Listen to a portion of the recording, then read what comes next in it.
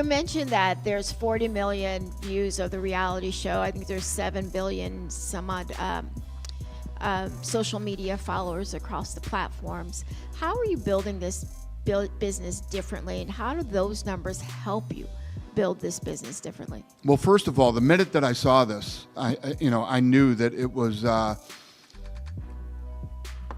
built for social, and that I told you the one that I saw with Dumpling, this thing on YouTube at the time in 2017 had 350 million views. I'm gonna tell you a story. I don't know what they're called. Maybe Frank does. There's an MMA event in South Korea, and they're starting to do slapping now. Before the MMA events, they posted a slap. They have no followers whatsoever. Things at like 260 million views. And it's not a knockout or anything like that. It's just a slap. I said it, go back, and some of you were there and heard me in the early days. I said, this will be the biggest sport in the world. This will be bigger than the UFC. Dana. This will be bigger than the UFC. Now you can remember I said that. Everybody will be like, oh, he's a nut, and all that. And then I'll see you in a few years, and we'll talk again. You know what you don't want? The guys who write no stories and don't say anything about it. And plus, we're building the sport a completely different way, and it's not built through the media. We're not building this sport through media. This is the future of how sports are going to be built, and I'm showing the whole world how it's done.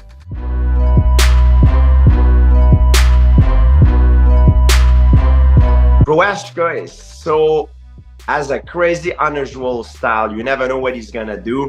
I think if I'm Proashka, I need to take a different approach. If he stay in front of Pereira and does a clean stand-up fight, I think it would have advantage Pereira, because Pereira, that's what he have been doing all his life.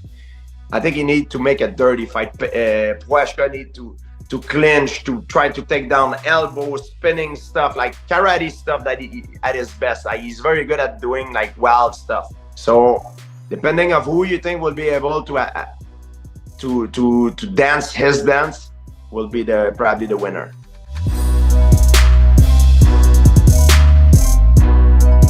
Jiri Prochazka is the favorite here. He's the favorite to me. Yeah, he lost the last fight, but he's the favorite. Alex Pereira, he is traveling a lot. This definitely does overall hurt you when you are the champion. Alex Pereira, him still continuing to train and spar and beat up all these guys, it's great. If we have to look into that last fight that they had, Jiri Prochazka was putting on kind of a masterclass. Alex Pereira is one of the most dangerous guys if he's able to come forward, slip a punch and counter, slip and counter. But when he has to go backwards, like Jiri Prochazka was doing to him, and landed multiple strikes, looked like Jiri was gonna get the job done. Jiri Prochazka looked like the more complete mixed martial artist for sure. If he makes that minor adjustment, I think he's the favorite in this fight, and god darn it, I can't wait to watch this one again.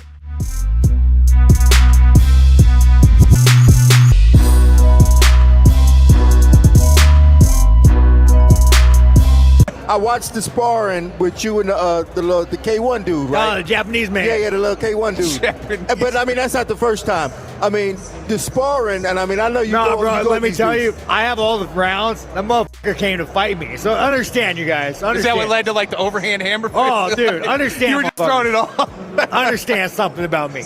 I'm on vacation. I'm fat. I've been training like 2 or 3 weeks. Yeah. And I'm like, hey, no, within Japan, I want to fight a samurai. I want to fight a ninja. I want to fight an Asian man. Let's go find one of these motherfuckers. So someone connects me with this guy who is also fucking savage. No fucking. Yeah, he was a 155-pound champ. No shame off this man. Yeah. So I get there. I'm fucking fat. Just had all you need, sushi and strawberries and shit. And this motherfucker has a full film crew. We're talking like cameras. So he filmed it? Bro, yes, that was all him. But he had like 2 cameras, an audience, and I'm just like, what am I getting myself into right now? I'm on vacation, Does dude. that make you, because you talk about it. I mean, from the videos that you post on social media, the road rage, like you're an active guy. You can be an emotional guy, right? When you go into that situation, you got cameras. I mean, dude, no, I'm just saying, does it put you in a mindset? No, I don't give a fuck. Dude, I've been doing this for so long. You could put gloves in here and I can spar anybody. I've been doing this for so long, it's no big deal. But dude, I gotta post the first round. That man was throwing, dude. Really? Oh yeah, he was throwing. So I mean, so like people always like to paint you into this picture, man. Like they try to paint you as the bad guy all the time. I mean, you know, but here's the thing, dude. He did it, and he knew that, like, if me and him sparred hard, he would go viral. Yeah. And there's no shame. I mean, I should fuck you up, bro. You're a 55er. Like, I should fuck you up. You know, like if you weren't bleeding after we're done, like I shouldn't be where I am. But the dude had some fucking heart, man.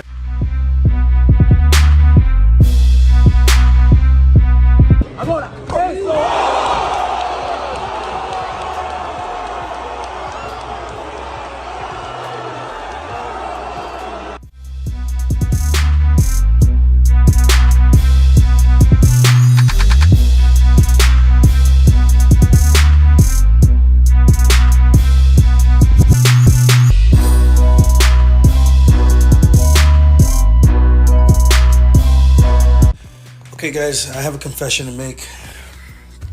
I know a lot of people wonder why I don't go out there and strike as much as I should or could, like I have in the past. And it's because I realize I have a very small head for my body. You know what those punches and kicks feel like when you get hit in the head? It don't feel good. So I'm gonna keep humping that leg as long as I can. And if you have a problem, tell your fighter to do something about it. Do something about it.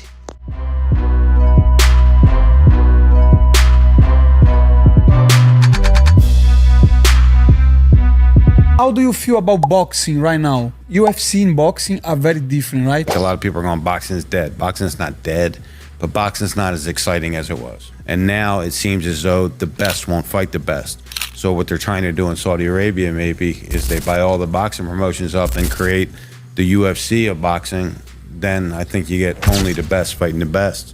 And I think if that happens, I think it's a game changer for boxing. They are losing money, right? Saudi. The Saudis are losing. They don't care, right?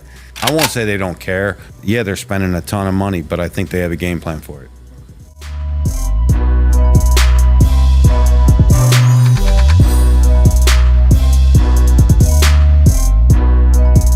Ran to Kevin Holland, and listen, around he ain't got no fight July 13th. Y'all already know that's short than a mother. But he said, hey, you want to run it with me, Book, at 185? Now me, I'm like, man, I'm at welterweight, you know what I'm saying? So I need some time to prepare. But he was like, no, he want to fight at 185. Y'all know I don't fight at middleweight. But the only way I take this fight is if I get Kevin Holland purse. That's the only way. When I win, I want that purse. I want the show up and the win bonus. That's the only way I take that fight, y'all. So let me know what y'all think about that. On God.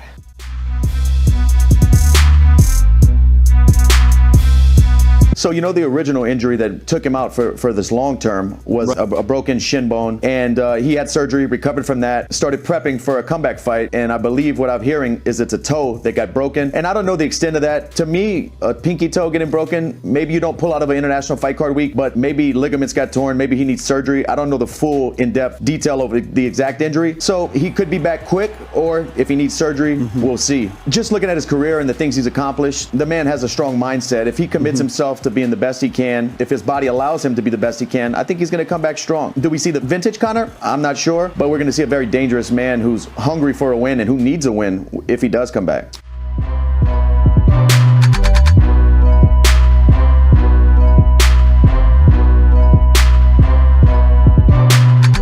What happened with Brian Ortega overnight, having to change that fight to lightweight? So he got to a point at 3 o'clock in the morning where he couldn't cut any more weight. He was trying to cut weight, and he just couldn't lose the weight anymore. So, you know, we had to make the call, see if they wanted to fight at 55. They both accepted the fight at 55. Doctors went in and checked him out, and he was okay, and the fight stayed together. If Diego Lopez wins, do you kind of look at it as if it's a featherweight win in terms of like it's his a featherweight rankings? win. Yeah, it's a featherweight fight. Now,